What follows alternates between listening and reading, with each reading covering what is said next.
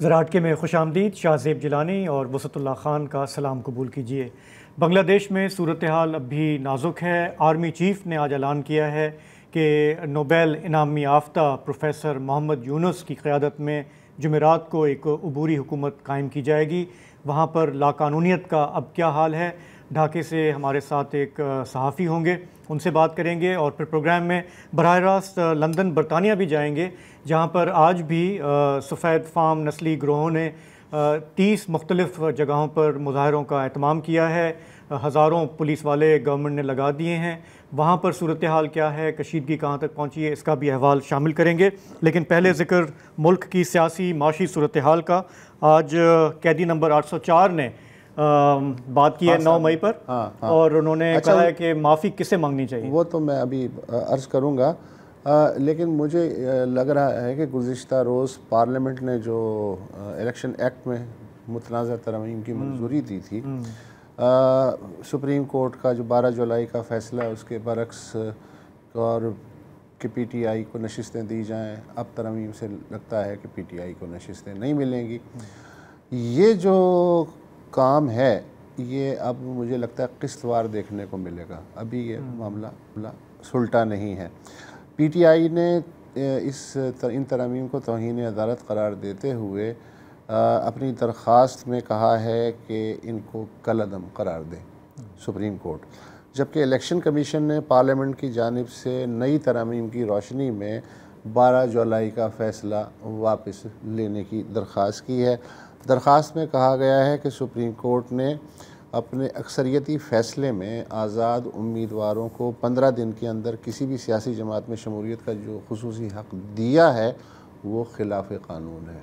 तो बॉल वापस supreme court के कोर्ट में दोनों और तरफ से। सुप्रीम कोर्ट ने दरख्वास्त में आमतौर पे होता है फिदवी जो है वो ये चाहता है सरकार कुछ कर दें, लेकिन इस तरह के जुमले भी हैं दरख्वास्त में कि सुप्रीम कोर्ट ने अदालती दायरे इख्तियार से तजावुज़ किया है। ओके, तो बहरहाल देखते हैं वो क्या होता है। वफाकी हुकूमत ने भी सुप्रीम कोर्ट से फ़ैसले पर नज़रसानी की दरख्वास्त दायर की, हालांकि अब तक तफसीली फ़ैसला सामने नहीं आया है जिससे ये अंदाज़ा हो सके कि कौन कौन सी जो कॉन्स्टिट्यूशनल प्रोविज़न है वो इस फ़ैसले के पिलर के तौर पे इस्तेमाल हुई होंगी। उससे पहले ही लोगों ने हिफाजती इक़दाम शुरू कर दिए हैं।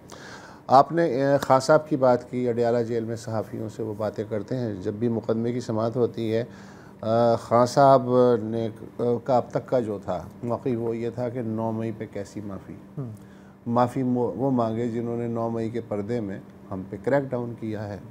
लेकिन आज उन्होंने एक मशरूत बात की है कि अगर उस दिन की सीसीटीवी फुटेज सामने लाई जाए और इन फुटेजेस में पीटीआई के लोग मुलव्वस पाए जाएं तो वो माफ़ी मांग लेंगे।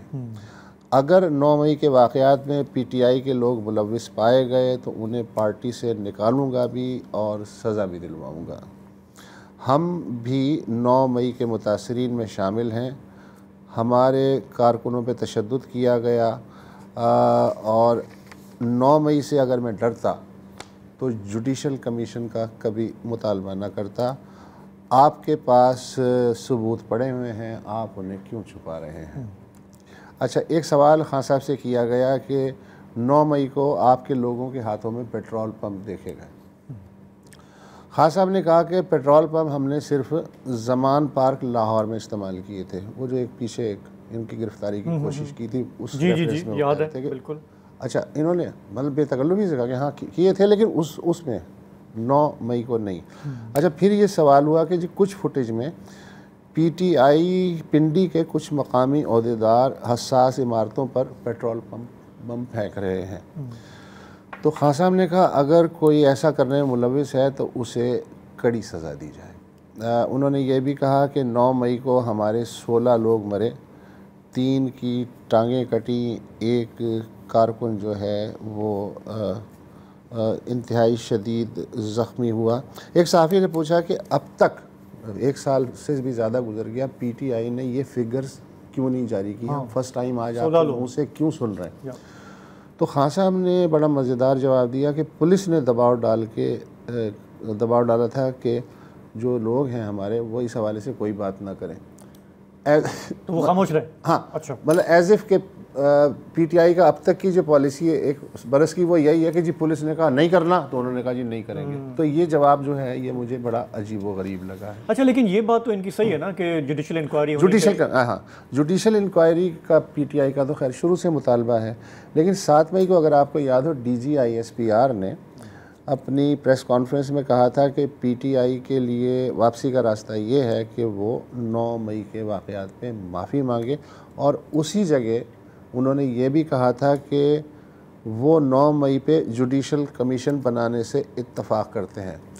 पीटीआई जुडिशल कमीशन 9 मई 2023 से मुतालबा कर रही है।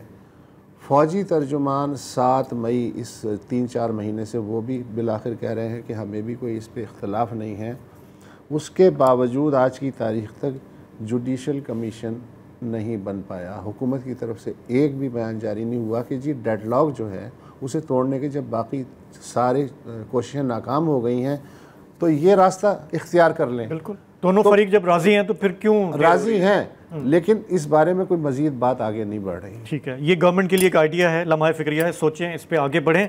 ये हमारे सियासी बयानबाजी तो चलती रहेगी, लेकिन असल इशू है मईशत। और मईशत के हवाले से अब मैं क्या बोलूँ कि ये अच्छी खबर आई है, बुरी खबर आई है। हमारा मुल्क एक अजीब अच्छी खबर आई है कि जब हम कर्ज को आमदनी समझते हैं, हाँ, इसलिए अच्छी आमदनी, तो जब कर्ज मिलने का आसरा मिलता है तो हम खुश होते हैं कि यार ये जो डूबती नैया है शायद हम इसको किसी पार लगा पाएँ। तो वज़ीर ख़जाना मोहम्मद औरंगज़ेब साहब ने सहाफ़ियों से बात की है। सहाफ़ियों से क्या बात की है? द न्यूज़ के हमारे सीनियर रिपोर्टर हैं बिज़नेस इकोनॉमी के अशरफ मलकम, उनकी रिपोर्ट है कि फाइनेंस मिनिस्टर ने कंफर्म किया है कि 3 हमारे दोस्त ममालिक चीन, सऊदी अरब और अमारात, उन्होंने यकीन दहानी करा दी है कि हमारा जो कर्ज़ है वो उसको रोल ओवर करने के लिए तैयार हैं। कुल मिलाकर ये बनता है $12 बिलियन, जिसमें चीन के हैं 5 बिलियन, सऊदी अरब के 4 बिलियन, अमारात के 3 बिलियन। और इससे एक सुख का सांस लिया है हमारे डिसीजन मेकर्स ने, क्योंकि इससे राह हमवार हो गई है अब IMF के मुआहदे की, जो कि मुतवक्के है इस महीने ही। कितने अरसे के लिए रोल ओवर किया है? Okay, so that's a good question. ये अभी हमें ज्वाइन कर रहे हैं, हम इकोनॉमिस्ट हैं, हमारे दोस्त हैं अम्मार हबीब। उनसे मैं ये जानना चाह रहा था कि वोटिंग मैंने इसकी देखी है, तो कोई कह रहा है 3 साल के लिए, कोई कह रहा है 1 साल के लिए, कोई ये भी कह रहा है कि 3 साल के लिए किया है लेकिन हर साल उसको वो आखिर में इस खौफ से कि पाकिस्तान दोबारा उनसे रोल ओवर के लिए अपील ना करे, मुझे लगता है वो आखिर में माफ़ी कर देंगे। तो इसको देखते हैं, समझते हैं कि इससे क्या कुछ हम उम्मीद बांधें अपनी इकॉनमी से। अमार, आपका बहुत बहुत शुक्रिया, आपने प्रोग्राम में हमें ज्वाइन किया है। तो अगर मैं एक पॉजिटिव स्पिन दूं हमारे बहुत ही बुरे माशी हालात के हवाले से, तो गवर्नमेंट कहेगी कि देखें शराय सूद नीचे आ रहा है, महंगाई भी काबू में आ रही है, हमारे जो दोस्त ममालिक हैं वो कर्ज़ा रोल ओवर कर रहे हैं, IMF का प्रोग्राम भी होने जा रहा है। तो क्या कुछ कौम हिम्मत बांधे कि आहिस्ता आहिस्ता कुछ हालात बेहतरी की तरफ जा रहे हैं? जी बिल्कुल, देखें फाइनली जैसे कहते हैं ना, स्टेबलाइजेशन हो रही है। आज से जब हम 1 साल पहले अगर यही बात कर रहे होते थे तो हम कहते थे कि हम डिफ़ॉल्ट कर जाएंगे, तबाह हो जाएंगे, पता नहीं क्या हालात होंगे। अब वो बातें नहीं कर रहे, अब आहिस्ता आहिस्ता चीज़ें जो कहते हैं ना अपनी जगह पे जा रही हैं। इसका हरगिज़ मतलब ये नहीं है कि मसाइल हल हो गए, मगर इसका मतलब ये है कि फाइनली कुछ थोड़ी एक ब्रीदिंग स्पेस मिली है। जो रोल ओवर की बात है वो इसेंशली ये है कि आप जो है 1-1 साल का कर्जा लेते हैं। किसी मुल्क से आपने कर्जा लिया 1 साल का, आप उनसे वादा करते हैं कि मैं 1 साल बाद वापस कर दूंगा। फिर अगला साल जब आने वाला होता है, आप 2-3 हफ्ते पहले उनको कॉल करते हैं कि यार अभी तो पॉसिबल नहीं है, अगले साल ले लेना। तो वो कहते हैं कि चलो अगले साल ले लेना। वो फिर इतना टाइम गुजर जाता है कि उनको भी आइडिया हो जाता है इन्होंने पैसे वैसे देने नहीं है, मगर ठीक है सूद देते रहते हैं। हमारे दोस्त भी हैं, हम हमसे ट्रेड भी काफ़ी करते हैं। अब जैसे कुछ दोस्त ममालिक हैं, उनसे एसेंशियली हम तेल इतना ज़्यादा लेते हैं, उनको भी यही होता है कि यार अगर इनका हमने कर्जा वापस मांग लिया तो तेल कौन से लेगा, कब तेल लेना बंद कर देंगे हमसे ही। इसी तरह दूसरों वाले कह देंगे हमारे साथ इतनी ज़्यादा ही इंपोर्ट करते हैं, हमारे साथ दूसरी चीज़ें इनकी बंद हो जाएगी। तो एक कस्टमर है ना, आप जैसे एक राशन की दुकान पे जाते हैं तो वो एक कस्टमर को बांध के रखता है अपने, कि थोड़ा सा उधार भी चलता रहता है, आप उससे चीज़ें भी खरीदो फरोख्त करते रहते हैं। अगर आप उससे बोलोगे मैं उधार देना ही बंद कर दूंगा, वो किसी और दुकान पर चला जाएगा, वो आपसे सामान लेना ही बंद कर देगा। तो इस चीज़ को हमें इस नज़रिए से एक मिनट, ये मिसाल तो बड़ी इंटरेस्टिंग आपने दी है कि वो किसी और दुकान पे चला जाएगा, लेकिन भाई साहब एक कस्टमर पूरे बाज़ार में हर दुकान पे जाके उधार ले चुका है, उसके बारे में क्या ख्याल है? तो उसके बारे में ये ख्याल है कि उसको लोग कम उधार देते हैं पिछले साल, इसीलिए हमें किसी ने नया उधार नहीं दिया, किसी भी मुल्क ने, दोस्त मुल्क ने हमें नया लोन अभी तक नहीं दिया, जो कि एक अच्छी चीज़ है, क्योंकि हमने एक स्टेबलाइजेशन की तरह इसीलिए किया। अगर कोई और आके हमें नया और कर्जा दे देता तो फिर हम उन्हीं चक्करों में पड़ जाते। तो अभी जो स्टेबलाइजेशन आ रही है, इंटरेस्ट रेट नीचे हो रहे हैं, इन्फ्लेशन नीचे हो रही है, ये सारी चीज़ें अच्छी हैं। जो रोल ओवर भी हुए हैं वो 1 साल के लिए हुए, 3 साल का तो कोई रोल ओवर का कोई कॉन्सेप्ट नहीं, जो होता है वो 1 साल के लिए होता है। 1 साल बाद फिर देखेंगे क्या करना है क्या नहीं करना। बहुत सारे केसेस में ऐसे होता है कि आप पैसे दे देते हैं, फिर उसके बाद जो है 2 हफ्ते बाद, 3 हफ्ते बाद वो फिर से वापस आ जाते हैं। तो ये सिलसिला तो चलता रहता है, इसमें बहुत कोई अनोखी चीज़ नहीं है। अच्छा, तो जैसे हम कहते हैं कि कर्ज माना मर्ज, और इस मर्ज में हम एक लंबे अरसे से जकड़ते जा रहे हैं। कर्ज माना फर्ज, कर्ज माना फर्ज। यस, ओके, हमारा तो सारा सिस्टम ही उससे हमारा तो चलता फर्ज है कर्ज लेना। अच्छा, ठीक है। तो अम्मार, थोड़ा सा ये बताएं कि फाइनेंस मिनिस्टर साहब ने आज बात कही है सहाफ़ियों को कि ये जो कर्ज रोल ओवर हो रहा है, इसके अलावा हम चीन से बात कर रहे हैं कि जो पावर प्लांट्स की जो पेमेंट्स हैं उसमें भी हमें रिलीफ दिया जाए। आप क्या देख रहे हैं कि ये रियलिस्टिक बात है, ये होगा? पाकिस्तान अपना एक केस बना रहा है इस हवाले से। बिल्कुल जी, ये रियलिस्टिक बात है और ये इंशाल्लाह बिल्कुल होगा। ये इम्पॉर्टेंट इसलिए है क्योंकि हम जो बात करते हैं ना, हम लोग आजकल बात चल रही है कैपेसिटी पेमेंट की बहुत ज़्यादा। जो हमारा बिल आता है उसमें तकरीबन 18 रुपए की कैपेसिटी पेमेंट्स हैं। उस 18 रुपए में से तकरीबन 10 से 11 रुपए जो है वो मुख्तलिफ लोन हैं जो कि हमने लिए थे मुख्तलिफ पावर प्लांट लगाने के लिए, अब वो वापस करने होते हैं। तो जब आपके बिल में जो भी आपका बिल आता है पर यूनिट, उसमें से तकरीबन 10 रुपए पर यूनिट जो है वो सिर्फ उन लोन की वापसी का होता है। तो अभी जो हुकूमत पाकिस्तान बात चल रही है, जो नेगोशिएशन चल रही है, वो इसकी बेसिस पर है कि ये जो लोन है, अगर हम 3 साल बाद इनको वापस करना शुरू करें, थोड़ी सी ऐसी आसान एक साथ, जैसे कहते हैं ना वो बांधा, आसान एक साथ में अगर करना शुरू कर दें तो जो बिजली का बिल है उसमें हम एक सिग्निफिकेंट रिलीफ दे सकते हैं। यानी कि तकरीबन 5 से 6 रुपए का जो है रफली आप रिलीफ दे सकते हैं, अगर सीपेक या दूसरे जो पावर के लोन हैं उनकी थोड़ी एडजस्टमेंट हो जाए या रीप्रोफाइलिंग हो जाए। जो दूसरे एंड पर है, देखें, वो भी नहीं चाहता कि आपकी ऐसी कंडीशन हो कि आगे जाके आप बिल्कुल भी रीपे नहीं कर सकें। बहुत सारे ममालिक में ऐसा हुआ है, बांग्लादेश में ये ऐसा हुआ है कि पावर प्लांट पैसे नहीं दे पाए, किन्या में हुआ है, इथोपिया में हुआ है, बहुत सारी जगहों पे ऐसा हुआ है। तो उनको भी पता है कि जी ये एक मैनेज तरीके से करा जाए तो वो ज़्यादा बेहतर है, बजाय इसके कि बिल्कुल एंड में जब आके मुल्क बोले कि जी हम तो पैसे दे ही नहीं सकते। तो इस तरह मैनेज करके अगर ये रीप्रोफाइलिंग होगी तो ये जो लेंडर है उसके लिए भी बेहतर होगा, और जो हम बोरोवर हैं, और स्पेशली वो लोग जो कि बिजली का बिल देते हैं, जो नहीं देते तो उनको तो छोड़ ही दें, जो बिजली के कंज्यूमर हैं जिनके बिल में ये चीज़ लगकर आती है, उनके लिए भी ये बेनिफिट होगा। अच्छा, अब ये इंटरेस्टिंग बात है, ये जो बांग्लादेश वगैरह की मिसाल की, इतना कर्जा ले लो कि कर्जा देने वाला दब जाए। अच्छा, फिर उसे ये फिक्र पड़ जाए अपना कर्जा बचाने के लिए कि ये जो डूब रहा है इसे तो बचा लूँ पहले, वो अपना कर्जा वर्जा भूल जाता है। तो हम पता नहीं इस पोजीशन में हैं या नहीं है। तो एक ब्रेक ले लेते हैं, वापस आते हैं तो फिर इस गुफ्तगू को आगे बढ़ाते हैं, समझते हैं।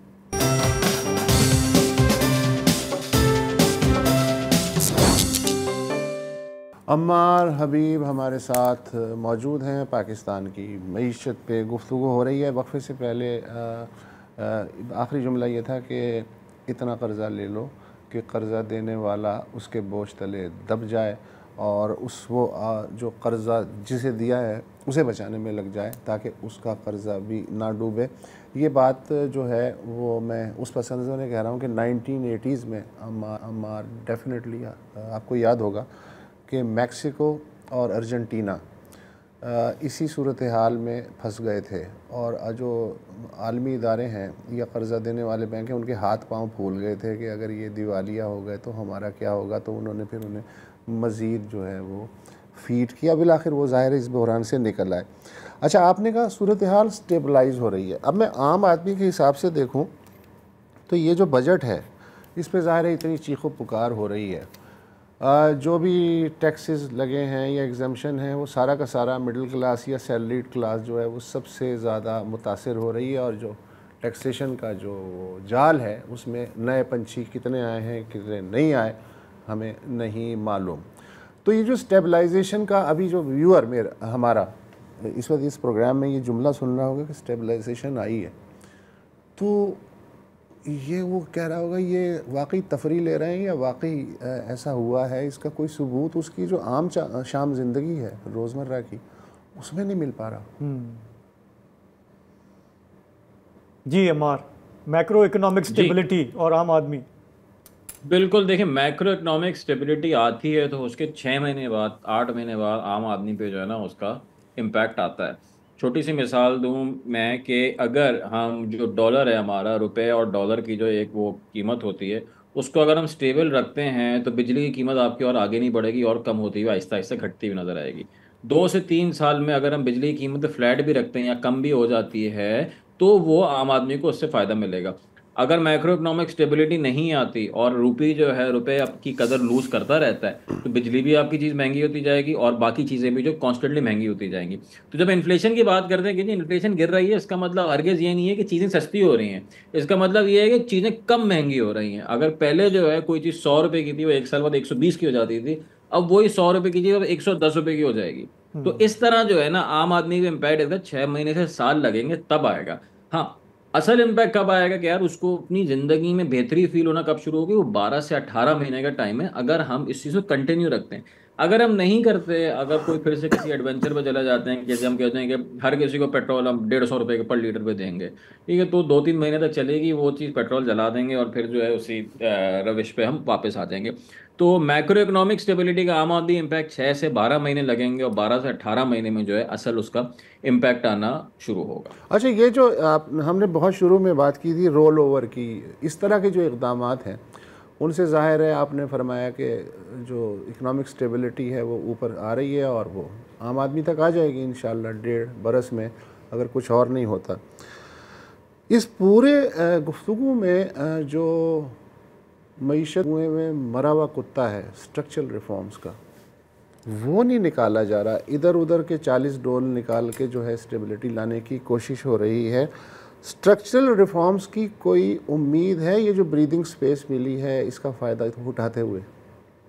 यही बात है कि अगर इस ब्रीदिंग फेस का फ़ायदा उठाते हैं तभी आगे जाके इसका 12-18 महीने फ़ायदा नज़र आएगा। स्ट्रक्चरल रिफॉर्म से हमारी क्या मुराद है कि जी बहुत सारे सरकारी इदारे ऐसे हैं जिसमें बहुत ज़्यादा एम्प्लॉयमेंट हुई है, बहुत ज़्यादा लोग भरे हुए, उनको आहिस्ता आहिस्ता कम किया जाए, जो अखराजात हैं उनको कम किया जाए, टैक्स बेस जो है उसको बढ़ाया जाए। अब वो वक्त शुरू हुआ है कि स्ट्रक्चरल रिफॉर्म्स हम करते हैं या नहीं करते, जो लॉस मेकिंग एंटिटीज उनको या प्राइवेटाइज किया जाए या बंद किया जाए।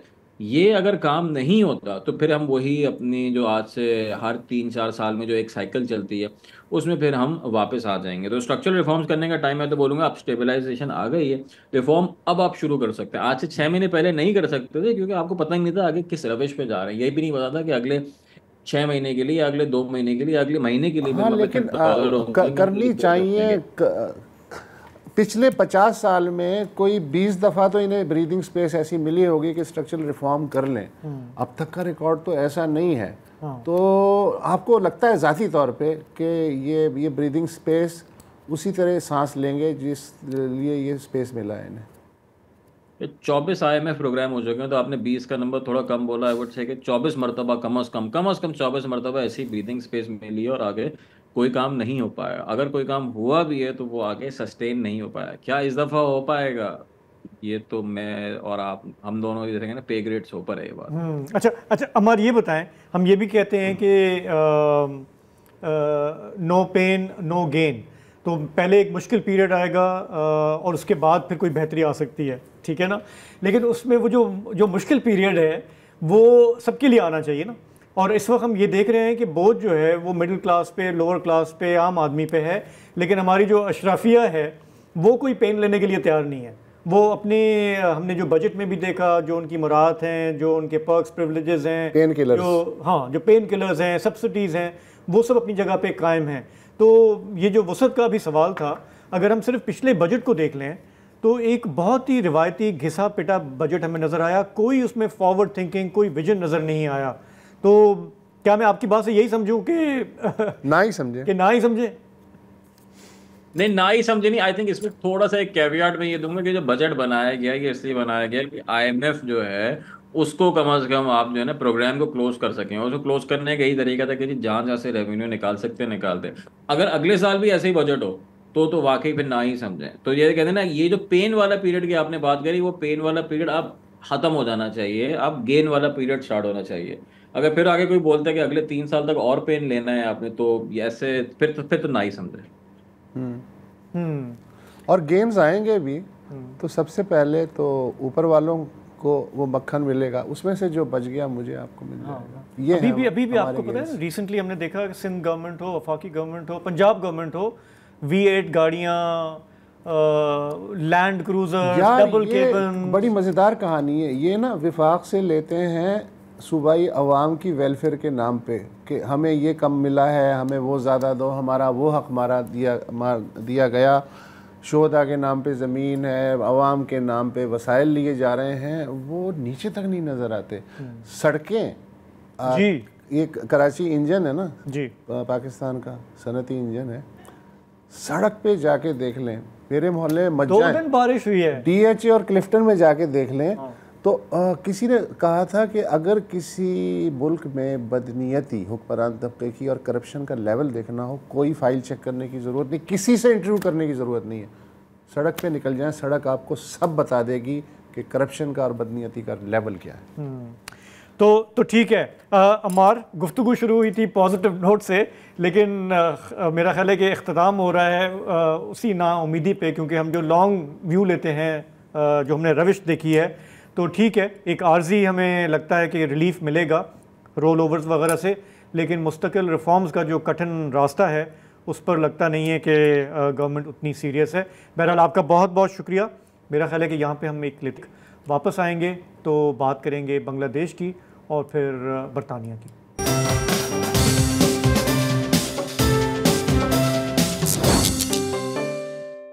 बांग्लादेश में लाकानूनियत के हवाले से तशवीश अभी बढ़ रही है कि हालात कब काबू में आएंगे। ये चहमगोइयाँ भी हैं कि आया अब ये जो कुछ हुआ पिछले दिनों में, उसके बाद मुल्क इंतखाबात की तरफ जाएगा, एक लंबी टेक्नोक्रेटिक गवर्नमेंट बनेगी, या फिर फ़ौज जो है वो दोबारा इक़्तिदार पे कब्ज़ा करने का प्लान बना रही है।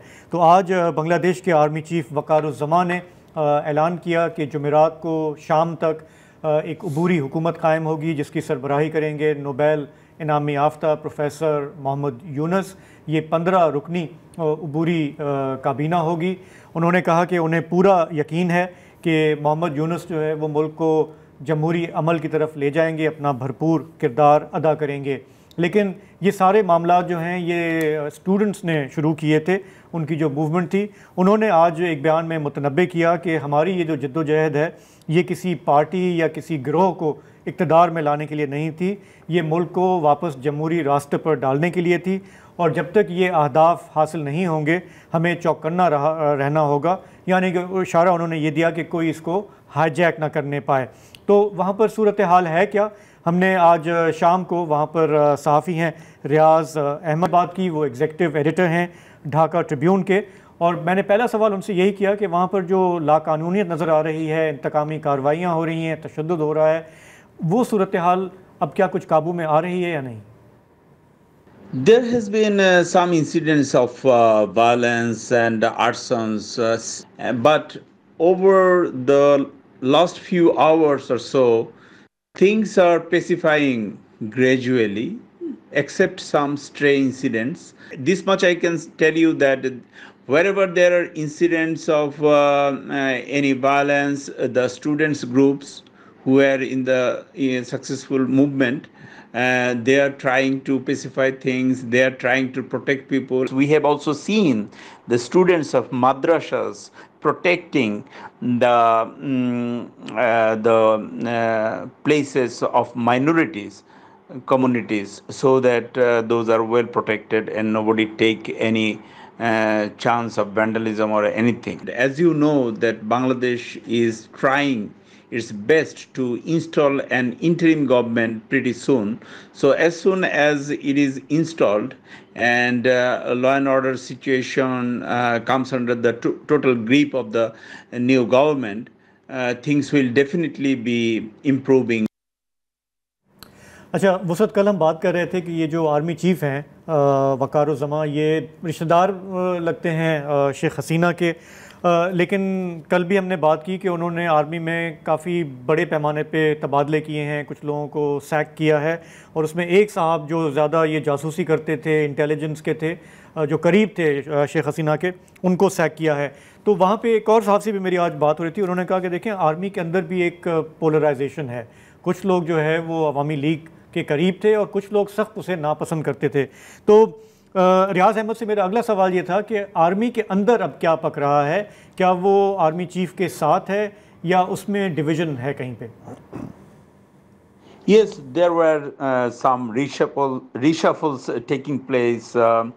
took place in Bangladesh Army yesterday. But I would not say it as a purging of Awami League loyalists or something like that. It's not at all like this, because there was not any wide-ranging polarization into the force or something. But there was, of course, one case of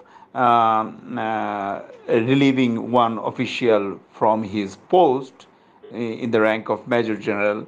So that is there. Otherwise, I think the forces are very much in good command and working in tandem with the student protesters, who together they are working on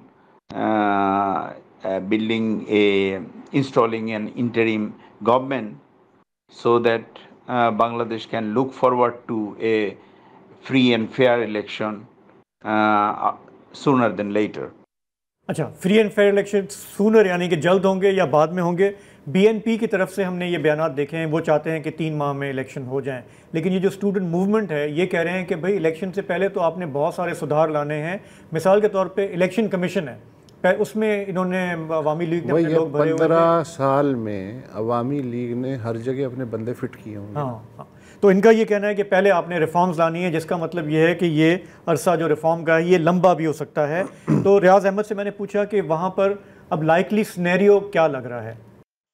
I think it is still too early to say that how long the new government that is going to be formed, most likely tomorrow, will continue to power, because it is an interim government which will be mandated to running the day-to-day business, day-to-day affairs of the state, and also work exponentially rapidly to hold a free and fair election. It will also require definitely some of the institution buildings which have been actually became very dysfunctional over the years. For one instance, to hold a free and fair election, a functional and neutral election commission is very much a prerequisite. So those kind of things have to be taken care of first before going for a new election. अच्छा, अब तो वो footage भी आ गई है कि शेख हसीना किस तरह हेलीकॉप्टर में गई थी, वो कुछ चैनलों पे मैंने देखी। ये जो आखिरी 24 घंटे थे वो अब छन छन के चीज़ें बाहर आ रही हैं आहिस्ता आहिस्ता। मसलन आज मैं पढ़ रहा था कि जो फ़ौजी सरबराह जनरल वक़ारुज़्ज़मा, उन्होंने शेख हसीना से कहा था कि वो 1 घंटे तक तो हुजूम को कंट्रोल कर सकते हैं, उसके बाद की वो ज़िम्मेदारी नहीं ले सकते वज़ीर आज़म हाउस के लिए। एक रात पहले जनरल ज़मान ने आला फ़ौजी क़यादत का हंगामी इजलास बुलाया और फ़ैसला ये हुआ कि फ़ौज अवाम का बराह रास्त सामना नहीं करेगी, सिर्फ़ पुलिस की बैकअप सपोर्ट के लिए मौजूद रहेगी। अच्छा, ये फ़ैसला इन इत्तलात के बाद किया गया था कि मुज़ाहिरीन मुख्तलिफ़ मकामात पे जो पुलिस वाले हैं और पैरामिलिट्री वाले हैं उनको फूल पेश कर रहे हैं और वो ज़ाहिर जज्बाती हो रहे हैं और वो हुजूम में आहिस्ता आहिस्ता शामिल हो रहे हैं। तो इससे पहले कि ये वबा बन जाए तो फ़ौज को आप न्यूट्रल कर लें। अच्छा, सनीचर के दिन, सैटरडे के दिन शेख हसीना गई हैं, मंडे को फ़रार हुई हैं। सैटरडे को वाशिंगटन में अमरीकी महकमा ख़ारजा के एहलकार जो थे उन्होंने बांग्लादेशी सफ़ीर को बता दिया था कि वज़ीर आज़म के दिन गिने जा चुके हैं, अब उन्हें जल्दी मुल्क छोड़ देना चाहिए। अच्छा, भारत ने भी सुबह उनकी शेख हसीना की रिक्वेस्ट दिल्ली जाने से पहले आखिरी जो 2-3 घंटे थे उनमें पैगाम भेजा कि अगर आप इस बात को बेहतर समझती हैं कि आपको मुल्क छोड़ देना चाहिए तो आप ये कर लें। भारत ने पैगाम भेजा था। अच्छा, लेकिन वो अड़ी नहीं, उन्होंने कहा मुझे कौन हाथ लगा सकता है, मैं पॉपुलर लीडर हूँ। तो फिर जो फ़ौजी अफसरान थे उन्होंने अगले दूसरा जो साथ वाला कमरा था, इनकी जो बहन थी रेहाना, उन्हें बुलाया। उन्होंने कहा दीदी को समझाओ, हालात वो नहीं रहे हैं, गेम ओवर हो गई है, अब हमें इनकी ज़िंदगी की फ़िक्र है। तो उन्होंने दीदी से बात की कि जो ये लोग हैं ये कह रहे हैं। और इसके अलावा फ़ौजी क़यादत ने जो बैरून मुल्क इनकी बेटी और बेटा था उससे भी फ़ोन पे बात करवाई। उन्होंने भी कहा कि माँ अभी तो निकल लो, बाद में देखेंगे। तब जाके शेख हसीना जो हैं वो मानी हैं, वरना वो आखिरी वक्त तक यही कह रही थी कि तुम लोग ना हैं, लोग ये ज़रा से लोग हैं, इनको कंट्रोल करना क्या मुश्किल है। वो अपनी दुनिया में ये हालात थे। तो इस तरह से होता है वो साहब, इस तरह तो होता है इस तरह के कामों में। तो बहुत ही ड्रामेटिक डिटेल्स हैं जो आहिस्ता आहिस्ता निकल के सामने आ रही हैं। ज़ाहिर है कि हमारे ख़ित्ता जो है वो प्रोन है इस तरह के हालात से, और हम खुद देखते आए हैं अपनी तारीख़ में भी। तो बहरहाल यहाँ पे एक ब्रेक लेते हैं, वापस आएंगे तो चलेंगे बरतानिया, और वहाँ पे जो फसादी सूरत हाल है ज़रा उसका जायज़ा लेंगे।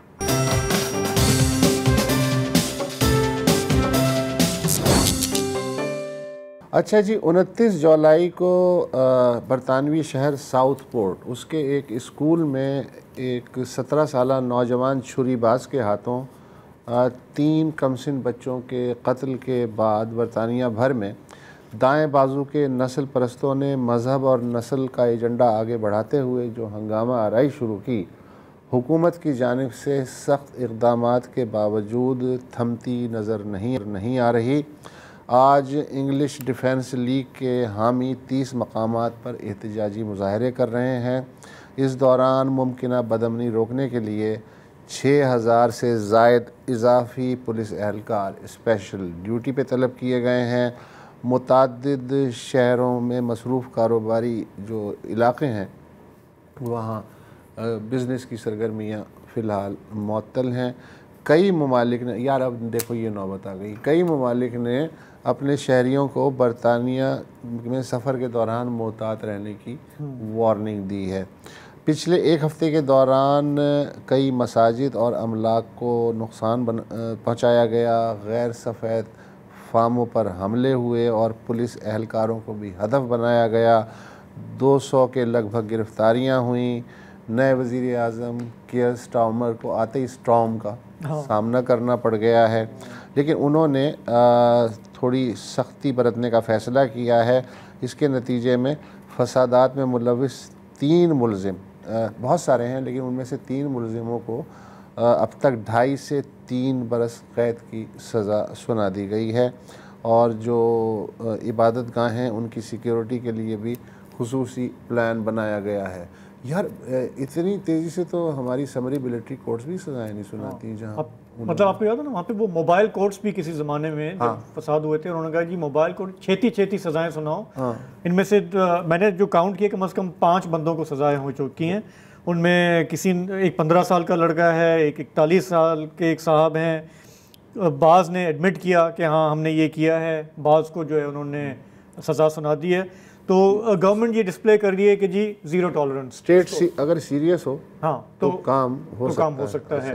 तो मज़ीद जानते हैं इस बारे में, हमें ज्वाइन कर रहे हैं प्रोग्राम में लंदन से बराह रास्त सहाफ़ी इमाम, हमारे फॉर्मर कोलीग भी हैं, दोस्त भी हैं। सकलैन साहब, ये जो हालात बरतानिया के हम पाकिस्तान में बैठ के देख रहे हैं, आज भी सुना है कि कोई 30 मुख्तलिफ जगहों पे मुजाहरे हुए हैं। पहले तो ये बताइए आज की क्या रिपोर्ट्स हैं, मामला काबू में हैं या काबू से बाहर हैं? शाहज़ेब, अभी तक तो ये लग रहा है कि हालात काबू में तो फ़िलहाल नहीं हैं, लेकिन ये कि जो हुकूमत के इक़दामात हैं वो यकीनी तौर पे क़ानून का नफाज़ जो है उसको यकीनी बनाने की कोशिश की एक अच्छी शुरुआत है। क्योंकि वज़ीर आज़म कियर स्टार्मर ख़ुद एक क्राउन पब्लिक प्रोसिक्यूटर रह चुके हैं, बल्कि डायरेक्टर रह चुके हैं इसके, और अपने ज़माने में भी बड़े सख्त थे कानून के नफाज के लिए। और वज़ीर आज़म की हैसियत से बाज़ लोग ये कह रहे हैं कि इस वक्त बरतानिया को जिस किस्म की इन आमने आमा की सूरत हाल का सामना है उसमें right person at the right place मौजूद है। तो लिहाजा उम्मीद है कि इन हालात पर काबू पाया जाएगा। लेकिन ये मामला सिर्फ इंतज़ामी नहीं है। उस तरह तो अगर देखा जाए तो कोई 40 एक जगहों पे आज कोई इम्कानात थे कि वहाँ पे हंगामे या मुजाहिरे, जिसको मुजाहिरे भी कहा जा रहा है, हालांकि ये मुजाहिरे नहीं है, खुद प्राइम मिनिस्टर ने कहा ये ठगरी है, यानी ये एक किस्म के बैंडिट्स किस्म के लोग हैं, लूटमार करने वाले बदमाश हैं। तो ये एक उनकी कोशिशें मौसर होने के इम्कानात तो नज़र आ रहे हैं, लेकिन फ़िलहाल जो एक लिस्ट एक जारी की गई थी, जो सोशल मीडिया पे शेयर की गई है, वो इन फार राइट इंतहाई दाएं बाजू की तरफ जो झुकाव रखने वाले, जिनको ये लफ्ज़ कह के भी एक थोड़ी सी नॉर्मलाइजेशन की जा रही है, इनको असल में वाइट सुप्रीमेसिस्ट कहा जाए या नस्ल पसंद कहा जाए तो ज़्यादा मुनासिब होगा। तो इन लोगों ने ये एक लिस्ट जारी की है जो कि उन सेंटर्स, इदारे या वकला के या उन चैरिटीज़ के दफातर हैं वहाँ पे, जो कि इमिग्रेशन के लिए काम करते हैं। तो यानी उसमें कोई असालम सीकर भी हो सकता है, कोई आना चाह रहा है, उसका केस मुकदमा लड़ना किसी वकील ने, या अगर कोई यहाँ पर आ गया है तो उसको किसी एक हॉस्टल में या किसी जगह पे या किसी होटल में रखना है। तो इन जगहों के ख़िलाफ़ वहाँ पे मुजाहिरे का इम्कान था। ये कोई तकरीबन 29 जगहों की निशानदही की गई थी एक लिस्ट के ज़रिए।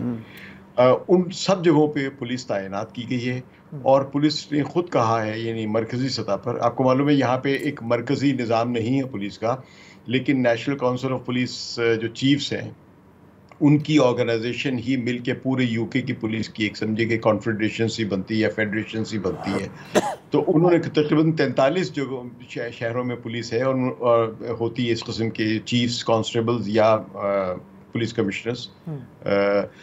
तो उनमें से 43 में से 41 जगहों पे मुजाहिरे पुलिस के तवक्को थे। अच्छा, मैं ये जानना चाह रहा हूँ अभी तक तशद्दुद के वाक़यात फिलहाल नहीं आए हैं कि ये अभी तक हमने जो देखा है, इसको लीड तो ये सफ़ेद फार्म नस्ल परस्त ग्रोह कर रहे हैं, और एशियाई आबादी या मुस्लिम जो हैं या असाइलम सीकर जो हैं वो रिसीविंग एंड पे रहे हैं, लेकिन कहीं कहीं पे क्या उन्होंने भी वायलेंट रिएक्शन दिया है? किन्होंने? जो लोग अंडर अटैक हैं, गैर सफ़ेद फार्म। अच्छा, वो उसके बाद एक उनका जो थोड़ा सा वायलेंट रिएक्शन तो नहीं है, लेकिन सोशल मीडिया में, क्योंकि आपको पता ना आजकल एक हर जगह चली हुई हवा कि किसी चीज़ को बढ़ा दिया जाता है, किसी को कम कर दिया जाता है। तो ये ज़रूर है कि कल बर्मिंघम में कुछ जगह पे ये इम्कान या अफवाह फैली कि यहाँ पे जो सफ़ेद फार्म जो इंतहा पसंद है दाएं बाजू के लोग, वो आएंगे मुजाहरा करने, फार राइट के लोग जिनको कहा जा रहा है। तो उनके जवाब में वहाँ पे पहले ही बहुत सारे वहाँ के मुकामी जो मुसलमान ग्रुप्स जो था वो वहाँ पे पहुँच गए, और उन्होंने वहाँ पे नारेबाजी की, और उसमें कोई टकराव नहीं हुआ क्योंकि कोई आया ही नहीं। लेकिन किसी एक नौजवान पर शक हुआ कि ये शायद गोरा है और इस वजह से ये उनका सुप्रीमेसिस्ट का आदमी ना हो, वाइट सुप्रीमेसिस्ट का, तो उसको रोक के उसकी छोटी सी मार पिटाई हुई है। लेकिन कोई बड़ी सतह की कोई हंगामा आराई नहीं हुई है। लंदन में भी एक दो जगहों पे जो मस्जिदों के जो मुसलमान जमा हो गए थे, उन्होंने शरीयत की हिमायत में और अल्लाह अकबर के नारे लगाए। तो उसी के जवाब में जो टोरी पार्टी का एक लीडर रिचर्ड जेनरिक, उन्होंने ये कहा है कि जो भी कोई अल्लाह अकबर के नारे लगाए उसको गिरफ्तार कर लिया जाए। तो ये इसके हालांकि उनके उस बयान की मजम्मत की है लेबर पार्टी की डिप्टी प्राइम मिनिस्टर ने, एंजेला रेनर है, और भी लोगों ने मजम्मत की है। अच्छा, एक आखिरी सवाल मैं आपसे करना चाह रहा हूँ। हमारे यहाँ इस वक्त मुल्क में एक फ़ज़ा है कि सोशल मीडिया जो है वो बड़ा ईवल है, उसको कंट्रोल करना है, वो तशद्दुद के लिए, नफ़रत के लिए उकसाने के लिए का बड़ा हथियार है। इन मुजाहरों में हमने देखा सोशल मीडिया का कितना गलत इस्तेमाल हुआ, और ये वाइट सुप्रीमेसिस्ट ने किस तरह उसको इस्तेमाल किया नफ़रत फैलाने के लिए। इस पर ब्रिटेन में क्या डिबेट है? क्या वहाँ पे भी यह बात हो रही है कि जी बैन कर दें, बंद कर दें, या कोई और तरीका इख्तियार कर रहे हैं वो? शाहज़ेब, ये बंद करना तो एक अलग बात है, यानी बंद करना तो है ना कि एक प्लेटफॉर्म एक पूरी टेक्नोलॉजी को बंद कर दे, लेकिन यहाँ पे ये डिबेट ज़रूर है कि इनको रेगुलेट किया जाए। पाकिस्तान के लोग समझ रहे हैं ये सिर्फ पाकिस्तान का मसला, सिर्फ पाकिस्तान, दुनिया भर में ये मसला है, और दुनिया भर में अब तक ये सोशल मीडिया के जो प्लेटफॉर्म्स हैं ये आपस में भी कोऑर्डिनेट करते रहे हैं और मुख्तलिफ एल्गोरिदम्स भी बनाते रहे हैं कि हेट स्पीच को कम किया जाए। किसी ने अच्छे तरीके से इसको कंट्रोल किया, किसी ने गलत तरीके से इसको कंट्रोल किया, सब ने अपने अपने एल्गोरिदम्स बनाए हुए हैं। बरतानिया में ये बहस इससे बहुत अब संजीदा सतह पे चल रही है। मिसाल के तौर पे आज ही जो इनके एक मिनिस्टर जो हैं, वज़ीर दाखिला येवेट कूपर जो है, उन्होंने कहा है कि हम उनको ढूंढेंगे कहाँ कहाँ से आए हैं। और यहाँ के जो क्राइम प्रोसिक्यूशन के जो सरबराह हैं, उन्होंने भी कहा है कि जिन लोगों ने न सिर्फ यहाँ पे हंगामों में फिजिकली हिस्सा लिया, बल्कि जिन्होंने इनको बढ़ावा दिया है सोशल मीडिया पे, हम उनको भी पकड़ने की कोशिश करेंगे, चाहे वो मुल्क से बाहर ही क्यों ना हो। तो इसका मतलब है कि इस पर कार्रवाई तो हो रही है और की जाएगी। और ये केयर स्टार्मर से ये सब लोग तवक्को कर रहे हैं कि जो वो कह रहा है वो करेगा, क्योंकि इसकी माजी का रिकॉर्ड है। जहां तक सोशल मीडिया के हवाले से देखा जाए, इसमें एक और नया पहलू जो बहुत खुल के सामने आया है, जिस पर बहस पहले नहीं इस तरह हो रही थी और लेकिन शक हो रहा था, वो ये कि जहां सोशल मीडिया पर बहुत ज़्यादा फ्रीडम की वजह से कोई भी एक ग्रुप जो है वो अपने एल्गोरिदम के ज़रिए मल्टीप्लाई करता है, बोट्स का इस्तेमाल करता है और अपने गलत या सही बाज़-औक़ात सही मौज़ूआत को भी फैलाता है। इस दफ़ा जो नई चीज़ सामने आई वो ये कि एलन मस्क जो है वो खुद कूद पड़े, खुद भी इसमें वो उन्होंने जंप किया, मंफी बातें की और बढ़ावा दिया। सकलैन इमाम, आपका बहुत बहुत शुक्रिया। हमारी मजबूरी है, प्रोग्राम का वक्त ख़त्म हो रहा है। आपसे यहीं इजाज़त लेंगे, कल आपसे फिर मुलाकात होगी। खुदा हाफ़िज़, शब बख़ैर।